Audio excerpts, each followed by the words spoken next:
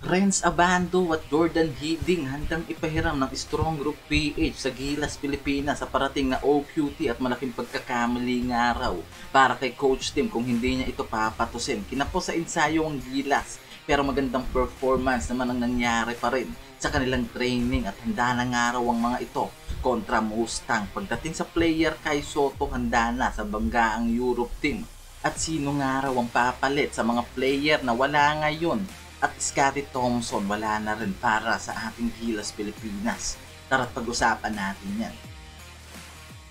Kinapos nga raw talaga sa oras ang Gilas para sa kanilang training pero nagpakita pa rin nga raw ng napakataas na kalidad sa paglalaro ang ating Gilas players mula kila kay Soto, Justin Brownlee at iba pa na talaga nga raw na handa na ang mga ito na sumabak sa parating na training nila mamaya kontra Mustang team at dito nga makikita natin sa performance ng Gilas kung naging mataas nga raw ang improvement ng mga ito pagdating sa kanilang mga training. 4 na player nga ang tinitignan ni Coach Tim na maaaring maging replacements sa Gilas na bubuo sa lineup nito para sa parating na OQT. Nandyan sila Bobby Ray Parks, Matthew Wrights at itong si Abando at Hiding na talaga nga naman na kinakailangan ng araw ng Gilas na mabuo ang kanilang lineup para sa parating na FIBA OQT sa Riga, Latvia. Dahil hindi biro ang mga haharapin ng Gilas dito na team.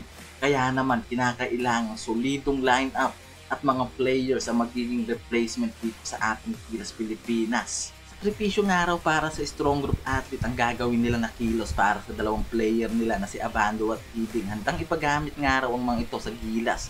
Kaya naman talaga nga naman na kahit napaka-importante ng mga player tulad ni Abando at Hiding, talaga nga raw na handa nila itong ipahiram para sa Gilas sa parating na OQT na maaari nga raw maging replacement para kila Scottie Thompson at iba pa na wala na ngayon sa Gilas lineup.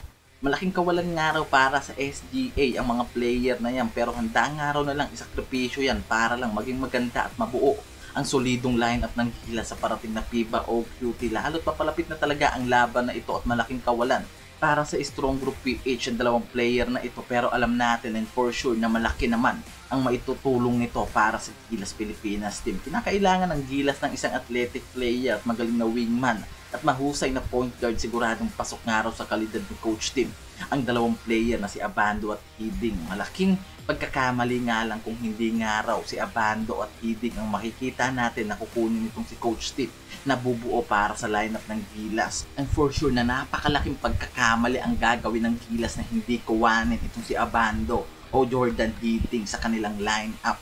Lalo't malaki ang maitutulong ng mga player tulad ni Abando sa laban na parating na ito. Sabay mo pa ang husay nitong si Jordan Hiding at talaga nga naman na nagamit ang husay nito sa nakaraang Strong Group PH na naglaro sa Dubai. Kaya naman isa rin sa napakahalagang player para sa Strong Group PH itong si Jordan Hiding at siguradong napakalaking maitutulong ng player na to para sa ating Gilas Pilipinas team kung isa ito sa maging replacement player ng Gilas.